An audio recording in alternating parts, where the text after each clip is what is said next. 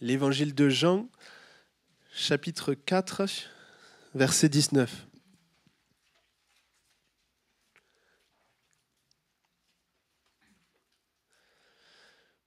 Seigneur, lui dit la femme, je vois que tu es prophète. Nos pères ont adoré sur cette montagne et vous dites, vous, que le lieu où il faut t'adorer est à Jérusalem. Femme, lui dit Jésus, crois-moi, l'heure vient où ce ne sera ni sur cette montagne, ni à Jérusalem que vous adorerez le Père. Vous adorez ce que vous ne connaissez pas. Nous adorons ce que nous connaissons, car le salut vient des Juifs. Mais l'heure vient, et elle est déjà venue, où les vrais adorateurs adoreront le Père en esprit et en vérité. Car ce sont là les adorateurs que le Père demande ou recherche. Dieu est esprit et il faut que ceux qui l'adorent en esprit et en vérité. Amen. L'heure vient, elle est déjà venue où les vrais adorateurs adoreront le Père. Quand on se tourne vers Dieu et qu'on devient son enfant, on devient en même temps un adorateur. Dieu fait de nous un adorateur de Dieu. Aimer, louer, adorer Dieu fait partie de notre nouvelle vie en Christ. En tant que chrétien et véritable enfant de Dieu, on aime cela. On aime louer, on aime adorer Dieu. C'est devenu normal pour nous d'adorer Dieu. Adorer Dieu dans la Bible, c'est même un commandement. Vous le savez, il est écrit, tu adoreras le Seigneur ton Dieu et tu le serviras lui seul. C'est un commandement. C'est pas que quand vous y penserez, c'est pas que quand ça ira bien, c'est en tout temps, tous les jours, continuellement. Tu adoreras le Seigneur ton Dieu et tu le serviras lui seul. Mais c'est un commandement auquel nous nous livrons quand nous sommes vraiment convertis, chrétiens, enfants de Dieu, volontairement et joyeusement, parce que Dieu est digne de recevoir toute la gloire. Amen. Maintenant, qu'est-ce que adorer ? C'est important de bien comprendre, là aussi, qu'est-ce que ça signifie, ce mot ? Qu'est-ce que adorer ? Qu'est-ce qu'un adorateur ? Est-ce que parce que je répète sans cesse, en boucle, je te loue, je te loue, je te loue, je te loue, est-ce que ça fait de moi automatiquement un adorateur ? Jésus nous parle des vrais adorateurs. Et on comprend que s'il y a des vrais adorateurs, il en existe aussi des faux. Quels sont donc les adorateurs que le Père demande, recherche, désire ? C'est ce que je voudrais voir ensemble ce matin au travers de ce message. Et premièrement, j'aimerais m'arrêter sur ce point. Qu'est-ce que l'adoration ? Commencez par cela. Qu'est-ce que l'adoration ? Adorer, ce mot signifie rendre un culte à Dieu, manifester un attachement et une vénération admirative et passionnée, aimer d'une affection ou d'un amour passionné. Les verbes utilisés dans la parole de Dieu pour parler de l'adoration évoquent les gestes de s'incliner, se prosterner et même se jeter face contre terre, baiser la terre. Il y a certains mots qui ont cette signification. Adorer Dieu, c'est donc reconnaître sa supériorité et se prosterner devant lui. Et si ce n'est pas physiquement, c'est tout du moins dans notre cœur, dans notre âme. C'est courber notre âme devant lui avec un profond respect et l'amour le plus ardent. La véritable adoration, elle est pour Dieu, pour le glorifier lui seul. C'est le seul but de l'adoration, glorifier Dieu. Il y a des personnes ici-bas qu'on peut admirer, tenir en haute estime, aimer de tout son cœur, mais seul Dieu a droit à notre adoration. Pierre a repris Corneille quand il a voulu se prosterner devant lui après avoir entendu le message, la parole de Dieu. L'ange qui parla avec Jean dans l'Apocalypse a fait de même pour Jean. Il a repris Jean alors que Jean voulait se prosterner devant cet ange. Il lui a dit « Adore Dieu ». En revanche, on voit dans la Bible que Jésus-Christ n'a jamais refusé l'adoration de qui que ce soit. Pourquoi ? Parce que, vous le savez, il est Dieu. Quand, par exemple, il s'est retrouvé devant Thomas, alors que Thomas disait « Si je ne mets ma main dans la marque de ses clous, dans ses mains, dans son côté, je ne croirai point. » Et quand Jésus est apparu devant lui, ressuscité, là devant l'évidence, vous connaissez les paroles de Thomas, ce qu'il a dit devant Jésus, « Mon Seigneur et mon Dieu. » Et Jésus ne l'a pas repris. Mon Seigneur et mon Dieu. Et Jésus a droit à l'adoration. Et oui, accepte que des hommes se prosternent devant lui. L'adoration, qu'est-ce que c'est encore? C'est nous qui apportons. C'est nous qui donnons à Dieu. Parce qu'on réalise qu'il nous a tant donné. La véritable adoration n'est pas apporter juste quelques belles paroles du bout des lèvres, mais elle vient du cœur. Et c'est ce que Dieu veut former en chacun d'entre nous ce matin. Et dans son Église aussi, ici, à la Thèse, nous faire progresser dans ce cœur d'adorateur. Parce que c'est de là que doit venir la véritable adoration, du cœur. L'adoration, c'est s'arrêter de faire des demandes, des requêtes, des supplications à Dieu pour le contempler. Pour contempler sa gloire, pour contempler sa magnificence. Il y a quelqu'un qui a justement dit, dans la prière, nous sommes occupés de nos besoins. Dans l'action de grâce, de nos bénédictions. Dans l'adoration, nous nous absorbons en Dieu lui-même. Et la parole nous montre qu'on peut adorer Dieu seul, parce que c'est avant tout, c'est sûr, notre relation avec Dieu. C'est une relation qui est personnelle. Mais ce qui est intéressant de voir dans la Bible, c'est qu'à chaque fois qu'il est utilisé ce mot « adorer », de manière générale, c'est très souvent pour parler du collectif, de l'ensemble, du peuple de Dieu. Et je peux louer et adorer, oui, Dieu seul, mais je peux le louer et l'adorer aussi ensemble, avec le peuple de Dieu, l'Église. Et c'est ce que nous nous appliquons, c'est ce que nous nous recherchons à faire chaque fois que nous venons le dimanche matin, ensemble. Nous nous retrouvons pour rendre gloire à Dieu, pour le louer et l'adorer de tout notre cœur. Le temps de louange et d'adoration en commençant nos cultes est vraiment important. Ce n'est pas là un temps pour faire passer le temps, pour meubler avant la prédication ou pour faire du divertissement. Mais c'est vraiment important. Ça me rappelait les paroles d'une femme qui a dit à son mari, quand ils sont arrivés à l'église, le temps de louange avait déjà commencé. Et la femme s'est tournée vers son mari et lui a dit « C'est bon, chérie, ça n'a pas encore commencé, c'est que les chants. » Et ça vous montre parfois comment certains considèrent le temps de chant, le temps de louange et d'adoration. Non, le temps de louange, d'adoration fait partie intégrante du culte. D'ailleurs, on dit que ce sont nos cultes, des cultes d'adoration. On veut vraiment mettre l'accent sur ça. On se retrouve, on se réunit pour... Il y a un temps pour tout, vous savez, frères et sœurs.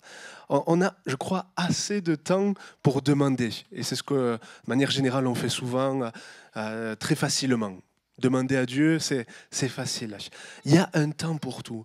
Le dimanche matin, c'est le temps qu'on doit se réserver pour arrêter toute demande, arrêter toute requête et louer Dieu et l'adorer. Et vous inquiétez pas pour les besoins, vous inquiétez pas pour les sujets de prière. Ça ne veut pas dire que Dieu nous abandonne si on ne les exprime pas, si on ne les fait pas monter. Mais il s'en occupe, il les voit, il les entend. Mais vraiment... Appliquons-nous à prendre ces temps le dimanche matin, et pas que, bien sûr, le dimanche matin, parce que comme je le disais, c'est en tout temps, c'est tous les jours, avoir ce cœur d'adorateur pour louer Dieu, l'adorer, lui rendre grâce. C'est tous les jours. Mais voilà, vraiment, continuons d'avancer ainsi dans nos propres vies, et puis ensemble, pour louer, pour adorer Dieu. L'adoration peut prendre plusieurs formes que ce soit dans nos vies personnelles ou ensemble, dans le culte. Ça peut être avec des instruments, ça peut être avec des chants, à partir du moment où ce sont des cantiques spirituels que l'on chante. Parce que la Bible, vous le savez, dit « Entretenez-vous par des cantiques spirituels ». Ça veut dire que ces cantiques doivent être conduits par le Saint-Esprit spirituel. C'est de cela que ça nous parle, du domaine spirituel. Cantiques spirituels, conduits par l'Esprit et en même temps en accord avec la parole de Dieu. Veillons, parce que vous savez, ce n'est pas parce qu'on entend Dieu ni même Jésus dans un chant que c'est de suite un cantique spirituel. Prenons garde, parce qu'il y a des cantiques qui sont pas parfois pris dans nos églises, et où ça ne correspond pas toujours avec ce que la Bible nous enseigne. Je me rappelle, j'avais entendu ce chant une fois dans une église, « Je vois Dieu danser autour de moi ». Et Personnellement, vous pourrez me le dire après à la fin du culte, mais je n'ai pas réussi à trouver un seul verset sur lequel je puisse m'appuyer pour dire que je vois Dieu danser autour de moi. Vous voyez, parfois avec la poésie, on peut aller loin, on peut aller trop loin, et des fois déformer l'image de Dieu et les enseignements qu'il nous a laissés. N'allons pas, c'est écrit. N'allons pas au-delà de ce qui est écrit. C'est valable dans notre vie personnelle, notre attachement à la parole, mais y compris dans la louange et l'adoration. Vous savez, c'est comme cela que la Bible se finit dans l'Apocalypse, si quelqu'un ajoute quelque chose ou si quelqu'un retranche quelque chose. Vous savez la suite, les conséquences. Restons, demeurons dans ce qui est écrit et n'allons pas au-delà. Veillons à ce que nos cantiques soient des cantiques inspirés, soit des cantiques spirituels. L'adoration, elle peut prendre plusieurs formes. Ça peut être avec des instruments, mais ça peut être aussi sans instruments. Vous savez que ce n'est pas obligatoire, la musique, pour dans l'adoration. Parfois, il y en a qui peuvent enseigner. On a l'impression qu'il faut maintenant toujours de la musique pour louer ou pour adorer Dieu. Et dans certaines assemblées, même, il n'y a plus aucun temps de silence. Même pendant la Sainte Seine, même pendant la prédication, même pendant les dons spirituels, il y a toujours un fond musical. Il faut de la musique. Et alors que ce n'est pas obligatoire, ce n'est pas indispensable, la musique. On peut très bien faire un culte sans musique. Vous le savez? Qu'est-ce qui est indispensable, par contre, pour louer et adorer? C'est un cœur. Un cœur qui est passé de la mort à la vie, des ténèbres à la lumière, qui a accepté Jésus. Ça, c'est indispensable. Ça me rappelait l'histoire de ce chant d'ailleurs. C'est intéressant, je ne sais pas si vous la connaissez, l'histoire qui est derrière le chant qu'on a chanté. « Je reviens au cœur de la louange ». C'est intéressant de regarder l'histoire qui est derrière ce chant. Comment l'artiste chrétien a composé, a écrit ce chant. Parce qu'en fait, il y avait eu un temps dans l'église où il était, où plusieurs personnes venaient à l'église. Il y avait vraiment de plus en plus de personnes qui venaient à l'église. Mais avec les responsables, ils se sont aperçus qu'en fait, les personnes venaient à l'église, mais pas tant pour Dieu, pas tant pour Jésus, pas tant pour la parole, pour être attachés à lui, mais c'était surtout pour cet artiste chrétien. C'était surtout pour les temps de louange qui étaient conduits vraiment de manière très impeccable, de manière très professionnelle. Et en fait, dans son église, ils ont choisi avec les responsables, pendant un temps assez long, de fonctionner différemment au niveau de la louange. Et de plus mettre tant l'accent sur les instruments, sur la musique, sur tout ça. Ils se sont arrêtés pendant un temps. Et puis par la suite, ils ont repris. Et cet artiste chrétien est revenu. Et le premier chant qu'il a repris, c'est ce chant. Je reviens au cœur de la louange. Vous voyez ? Le chant terminé, le rideau retombe, voilà, le spectacle, l'apparence, c'est fini. Tu vois bien au-delà des faux semblants. Je reviens au cœur de la louange pour tout centrer sur toi. Donc là, l'adoration peut prendre plusieurs formes. Ça peut être avec des instruments, des chants, des cantiques spirituels, mais ça peut être seulement avec nos voix. Ça peut être qu'avec nos voix, nos cœurs. Ça peut être dans le silence même, l'adoration. Je peux adorer Dieu dans le silence, en étant dans la contemplation. Je peux adorer Dieu encore en langue. Il est écrit dans 1 Corinthiens 14, 15, « Que faire donc ? Je prierai par l'esprit, mais je prierai aussi avec l'intelligence. Je chanterai par l'esprit, mais je chanterai aussi avec l'intelligence. » Qu'est-ce que la parole de Dieu nous dit là ? Qu'on peut chanter par l'esprit. Ça veut dire chanter en langue. Et qu'on peut aussi chanter avec l'intelligence. Ça veut dire chanter de manière intelligible. C'est vraiment un domaine dans la louange qui est merveilleux et dans lequel nous allons, pour moi, que trop rarement. Des moments, des temps où vraiment on laisse le Saint-Esprit nous conduire entièrement, pleinement, nous diriger. Ça nous parle de certaines dimensions qui sont dans la louange que l'on peut vivre. Et je voulais nous apporter cela pour nous encourager ce matin. À ne pas rester sur juste ce qu'on a connu jusqu'à présent, mais à rechercher plus, à rechercher davantage. On peut aller tellement plus loin. On peut vivre tellement plus ensemble dans la présence de Dieu, dans nos temps de louange et d'adoration pour la gloire de Dieu, toujours en recherchant que la gloire de Dieu. Mais vraiment, on peut vivre des temps merveilleux, j'ai presque envie de dire célestes. Quand on entend des cantiques, des chants en langue, je ne sais pas si vous avez déjà entendu dans l'église des chants en langue, personnellement j'en ai déjà entendu plusieurs fois et c'est une vraie bénédiction, c'est pour la gloire de Dieu, mais vraiment c'est magnifique d'être porté comme cela par le Saint-Esprit. Et ça, on ne peut pas le fabriquer, on ne doit pas chercher à le fabriquer, à le faire par nous-mêmes, ça doit vraiment, on doit y aspirer. Rechercher à vraiment être sensible au Saint-Esprit, à nous laisser conduire et diriger par lui. Et ça ne veut pas dire que parce qu'on se laisse conduire par le Saint-Esprit, eh bien, après par la suite, c'est tout et n'importe quoi. Non, parce que Dieu est un Dieu d'ordre. Dans le même chapitre, justement, c'est ce qui est annoncé. Et l'apôtre Paul finit cet enseignement en disant dans ce chapitre que tout se fasse avec ordre et bienséance. Je crois que quand vraiment on se laisse conduire par le Saint-Esprit, il n'y a pas de désordre, mais il y a de grandes et de riches bénédictions. Quand on lui laisse le plein contrôle. Et vraiment, je nous encourage à rechercher cela, aller plus loin dans vraiment ces temps qu'on peut vivre ensemble, de louange et d'adoration. Voilà ce que je voulais partager avec vous concernant qu'est-ce que l'adoration. On pourrait certainement en dire encore plus, encore davantage, mais je vous laisse le soin de chercher après par vous-même. Je voudrais continuer ce message avec les faux adorateurs, parler des faux adorateurs. Parce que comme on a vu, s'il y en a des vrais, c'est qu'il en existe des faux. On va s'arrêter courtement sur les faux et puis on va parler des vrais par la suite. Les faux adorateurs. Comme je le disais dimanche dernier, Satan a toujours cherché à détourner l'adoration qui doit revenir à Dieu pour l'amener à lui. Il cherche toujours à tromper, manipuler, détourner de la vérité. Là où il y a du vrai, il cherche toujours à semer du faux. Il y a Satan, mais vous savez, il n'y a pas que lui. Il y a Satan, mais il n'y a pas que lui. Cette attitude à vouloir se glorifier, cette attitude à vouloir se mettre en avant, à faire étalage de nos mérites, de nos capacités, de nos compétences, cette attitude à vouloir se vanter, à vouloir mettre en avant sa personne. Ça vous parle ?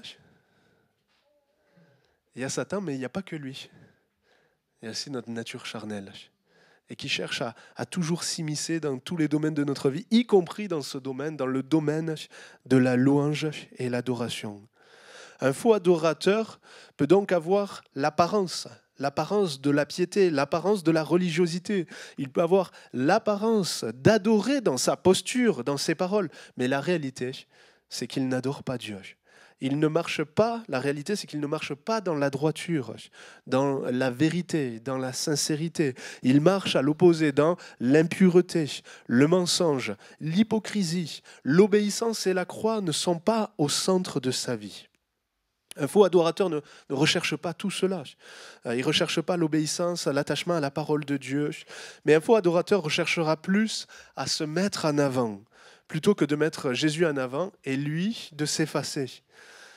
Et certains en viennent, même dans des temps de louange et d'adoration dans l'Église, certains faux adorateurs en viennent à adorer leur voix, à adorer leurs instruments. C'est moi regardez-moi comment je joue super bien, écoutez-moi, regardez-moi. D'autres en viennent à adorer leur table de sonorisation. D'autres, c'est l'ambiance, l'atmosphère qu'ils adorent plutôt que vraiment la personne de Dieu. Il y a des nuances, il y a des subtilités à ce que je dis, mais c'est réel. Un faux adorateur recherchera plus son propre plaisir dans l'adoration. Il recherchera plus les plaisirs de sa chair plutôt que ce qui est vraiment agréable à Dieu. Et tout cela est du feu étranger que Dieu ne peut accepter, tolérer. Et si le feu étranger, ça ne vous parle pas trop, cette expression, cette parole, eh bien, je vous encourage à aller regarder le passage dans Lévitique chapitre 10. Et vous comprendrez de quoi ça nous parle, le feu étranger. Quand des hommes responsables au sein du peuple de Dieu n'ont pas voulu justement écouter, faire selon d'après le modèle, selon d'après la parole de Dieu, et qu'ils ont voulu faire d'après eux-mêmes, selon ce qu'ils pensaient bien et bon, ils ont apporté du feu étranger. Ils en ont vécu les terribles conséquences. Donc, prenons garde.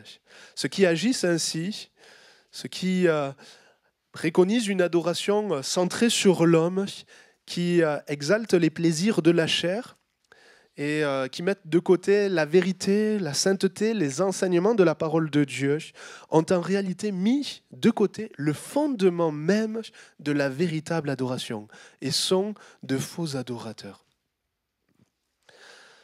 Alors maintenant, qu'est-ce qu'un vrai adorateur ? Arrêtons-nous maintenant pour suivre l'exemple, le modèle de ce qu'est un véritable adorateur. Vous savez où, dans quel passage de la Bible on trouve pour la première fois ce mot « adorer » ? Normalement, l'équipe de louange et technique devrait le savoir, parce que c'est un passage sur lequel on s'est déjà arrêté.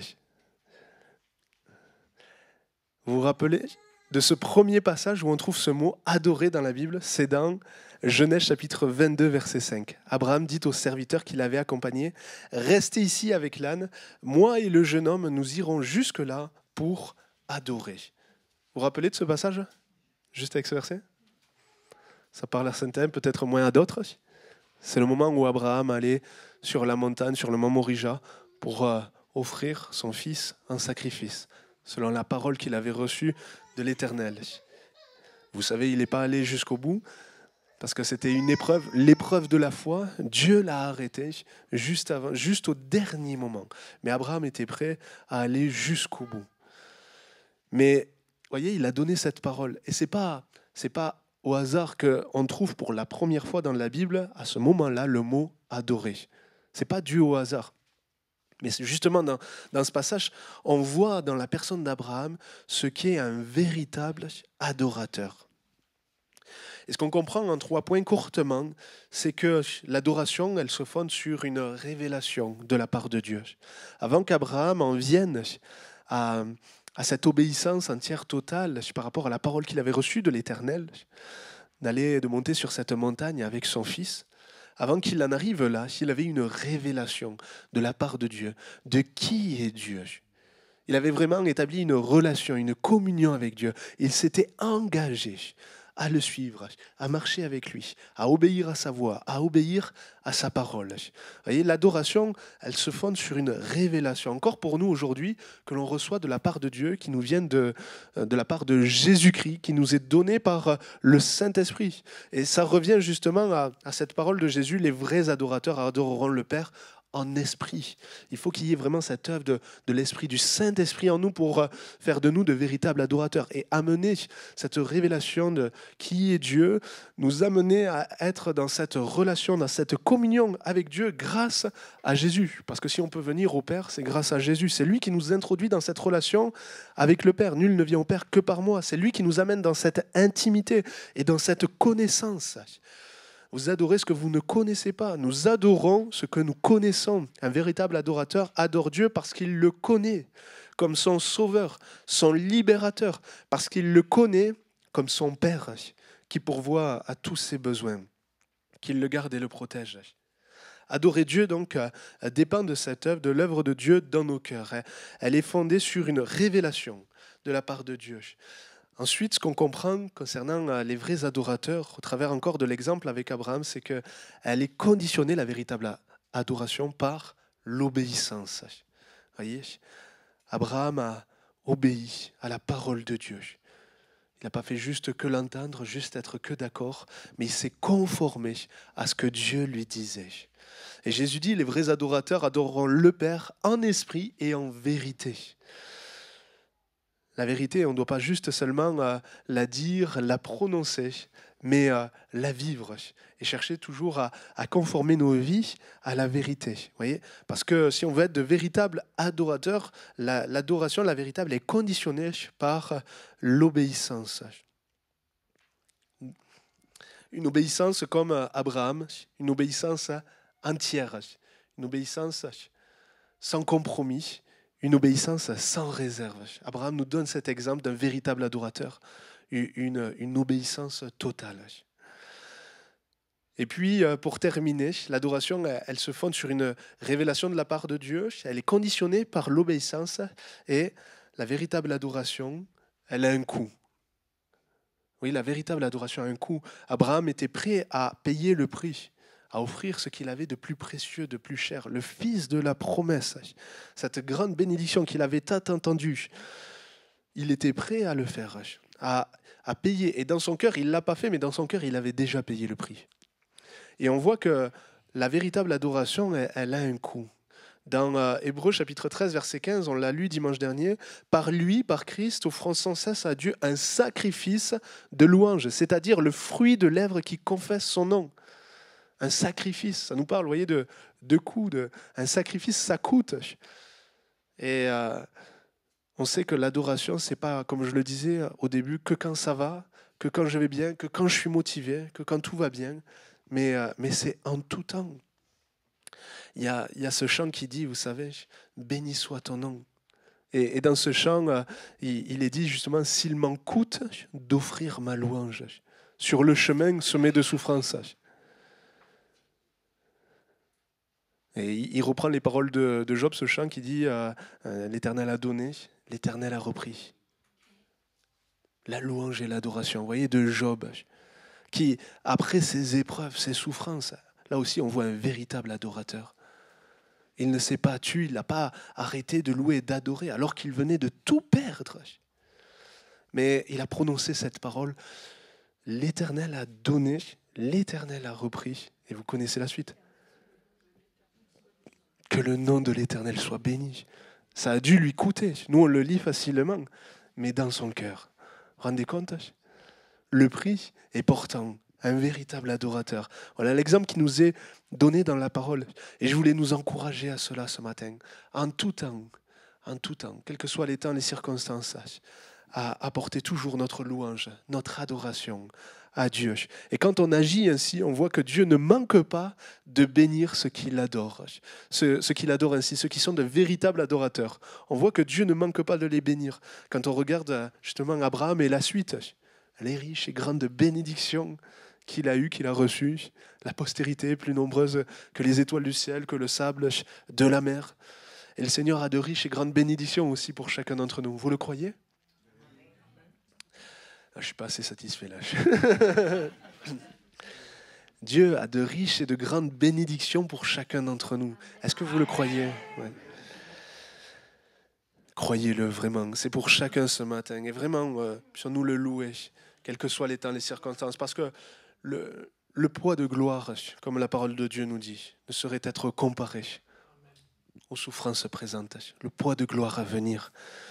Continuons de rechercher de tout notre cœur la gloire de Dieu. Nous sommes sauvés, pour terminer, nous sommes sauvés pas que pour servir. On entend souvent, nous sommes sauvés pour servir. Mais nous sommes sauvés pas que pour servir, nous sommes sauvés aussi pour l'adorer. Je suis né pour te louer. Je suis né pour t'adorer. Dieu nous a créés, nous a choisis, nous a voulu pour partager avec nous sa gloire. Pour qu'on puisse connaître sa gloire et voir sa gloire pour l'éternité. Alors apportons-lui, non pas une fausse adoration, mais la véritable, celle qui vient du cœur, non pas celle qui est centrée sur l'homme, mais centrée sur Dieu, centrée sur Jésus, celle qui met Jésus en avant. Parce que ce sont là les adorateurs que le Père demande. J'aimerais pour terminer, juste qu'on se pose encore cette question, je l'ai courtement abordée dimanche dernier aussi dans la conclusion, mais que se passerait-il si dans nos vies, nous passions plus de temps à louer et à adorer ? Je crois que si on s'appliquait davantage à louer et à adorer Dieu, que ce soit dans nos réunions, dans nos cultes, dans notre quotidien, je crois que comme je le disais dimanche dernier, il y aurait bien des attitudes, des pensées qui ne seraient plus là, qui disparaîtraient, qui tomberaient. Et je nous encourage vraiment à rechercher de tout notre cœur la gloire de Dieu et à vouloir chercher à le glorifier tous les jours de notre vie. Et quand on vient ensemble à l'église, que se passerait-il si dans nos vies nous passions plus de temps à louer, à adorer, plus quand même à demander ? Qu'est-ce qui se passerait ? Moi je crois que, comme je le disais, on se plaindrait moins. Je crois qu'on serait plus encouragé. Je crois qu'on serait plus dans la joie et qu'on communiquerait davantage cette joie autour de nous. Vous avez déjà vu des personnes, des croyants, des chrétiens, des chrétiennes parfois âgées, qui ont plusieurs souffrances, problèmes, des maux de santé, mais qui sont toujours à louer Jésus, sans cesse à le bénir. Vous en avez déjà rencontré ? Combien c'est une bénédiction de les écouter, d'être dans leur présence. parce qu'ils ne se plaignent pas, parce qu'ils louent, parce qu'ils glorifient Dieu, parce qu'ils glorifient Jésus. Je crois que oui, on serait plus encouragé si on prenait davantage de temps à louer, à adorer Dieu. On serait plus dans la joie, on communiquerait davantage cette joie autour de nous. On verrait des murs tomber, comme Paul et Silas, qui au cœur de la nuit, dans l'épreuve eux aussi, ne se sont pas plaints, mais ont apporté des louanges à Dieu. Ils chantaient les merveilles de Dieu dans leur prison. Et les prisonniers les entendaient. Et il y a par la suite eu un tremblement, vous savez, et les portes se sont ouvertes. Et tous les prisonniers sont restés. Pourquoi ils sont restés? Ils auraient pu tous partir, ils auraient pu tous s'évader, et les portes étaient ouvertes. Parce qu'ils ont été touchés, interpellés par ces paroles qu'ils avaient entendues. Ces cantiques spirituels à la gloire de Dieu. On verrait, oui, je le crois. Parce que dans la louange, quand on se concentre sur la gloire de Dieu, je crois que Dieu ne nous oublie pas. Mais je crois que Dieu n'oublie pas aussi nos combats, nos luttes, nos difficultés. Quand on se concentre sur lui et sur sa gloire, à le louer et l'adorer. Mais je crois qu'on verrait davantage de murs tomber, des murailles de Jéricho tomber aussi. Et qu'on avancerait, qu'on prendrait davantage de victoires dans la louange et dans l'adoration. Oui, parce qu'il y a des victoires à prendre dans ce domaine. Et on verrait... Si on prenait davantage de temps dans la louange et l'adoration, on verrait plus pour moi le Seigneur Jésus glorifié. C'est logique. C'est simple ce que je vous dis ce matin, c'est très logique.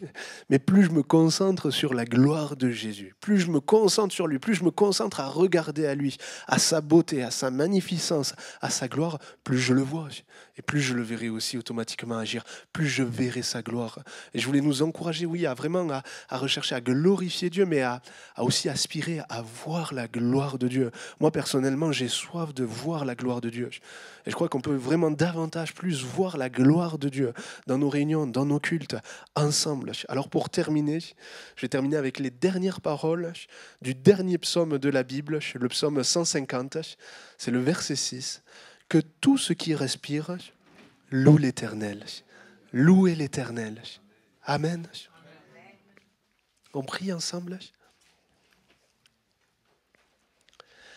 Seigneur notre Dieu, nous te rendons grâce de tout notre cœur. Merci encore pour ce temps que nous pouvons vivre ensemble dans ta maison, dans ta présence ce matin. Merci pour ta parole qui est riche, qui est excellente, qui nous fait du bien, qui fait du bien à nos âmes, qui nourrit notre foi, qui nous amène à avancer avec toi d'une manière qui te plaît, qui t'honore, qui te glorifie vraiment. Nous ne voulons pas être de faux adorateurs, des adorateurs du dimanche, des adorateurs que du bout des lèvres, mais être des véritables adorateurs.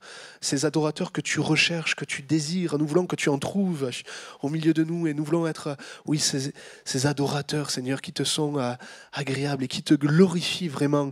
Enseigne-nous encore, Seigneur, à te glorifier. Enseigne-nous, Seigneur, à te louer. Enseigne-nous à t'adorer.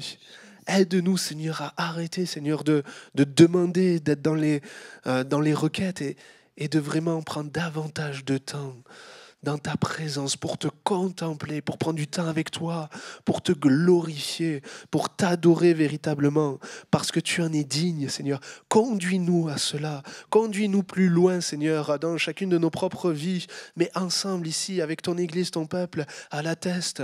Nous avons faim et soif de toi, Seigneur. Nous voulons connaître plus, nous voulons connaître davantage. Et oui, te laisser vraiment une pleine direction de ces moments. Laisser le Saint-Esprit nous conduire, nous diriger dans les dons spirituels, dans des cantiques en langue. Seigneur, nous voulons voir cela, c'est ta parole qui nous enseigne ces domaines élevés que nous pouvons vivre dans la louange et l'adoration. Seigneur, nous voulons aller plus loin, prendre du temps avec toi, oui, pour te regarder, pour te contempler, car tu es grand, tu es digne, tu es merveilleux. Sois élevé, Seigneur Jésus, que toute la gloire te revienne à toi seul, Seigneur. Amen. Amen.